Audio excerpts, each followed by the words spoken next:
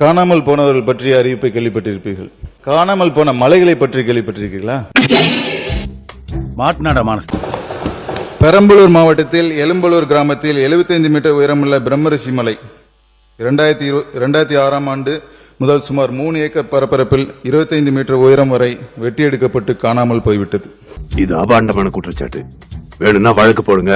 நீதிமன்றத்தில் வந்து நான் குற்றமற்றவன் நிரூபிக்க தயார். பெரம்பலூர் மாவட்டத்தில் அறநெறை கிராமத்தில் 90 மீட்டர் உயரமுள்ள கோனாரிபாளையம் மலை 2004ஆம் ஆண்டு முதல் சுமார் 8 ஏக்கர் பரப்பளப்பில் வெட்டி எடுக்கப்பட்டு காணாமல் போயிடுச்சு. மக்கள் பாதிக்கப்பட்டிருக்காங்க. அதை பத்தி உங்களுக்கு அக்கறை இல்லை, அதுவும் உங்களுக்கு முக்கியம் இல்லை.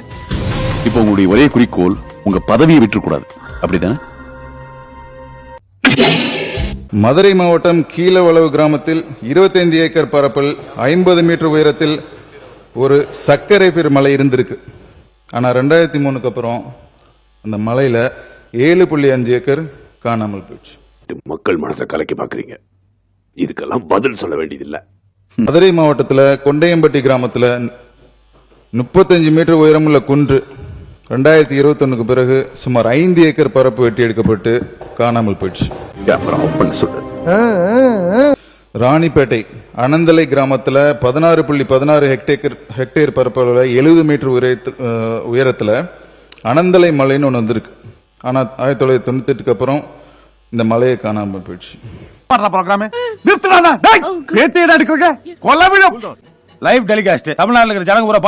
கோயம்புத்தூர் மாவட்டத்தில் முத்தூர் கிராமத்தில் 4 ஏக்கர் பரப்பளவில் 6 மீட்டர் உயரத்தில் குன்று ஒன்று இருந்திருக்கு. ஆனா 2022ஆம் ஆண்டுக்கு பிறகு அந்த குன்றே காணாமல் போயிடுச்சு.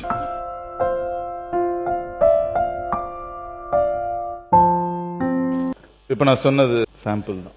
காணாமல் போன மலைகள் எல்லாமே சுமார் 320 கோடி ஆண்டுகள் பழமை வாய்ந்தது. 320 கோடி ஆண்டுகள் பழமை வாய்ந்தது. தம்பி, புள்ளி விவரம் சரியா தெரிஞ்சுட்டு தான் பேசணும். உங்களுக்கு காமிச்சது சாம்பிள். ஒரு நிமிஷம். உங்க அமைச்சர்கள் எல்லாத்தையும் சாப்பிட்டாங்கன்னு அடுத்த தவணையை கேன்சல் பண்ணிட்டாங்க. 320 கோடி ஆண்டுனா மனிதர்கள் வர்றதுக்கு முன்னாடியே இந்த பூமியில தோன்றியவர்கள் இந்த குன்றுகளும் மலைகளும். மக்கள் தான் பாத்துக்கிட்டு இருக்காங்க. சொல்லுங்க.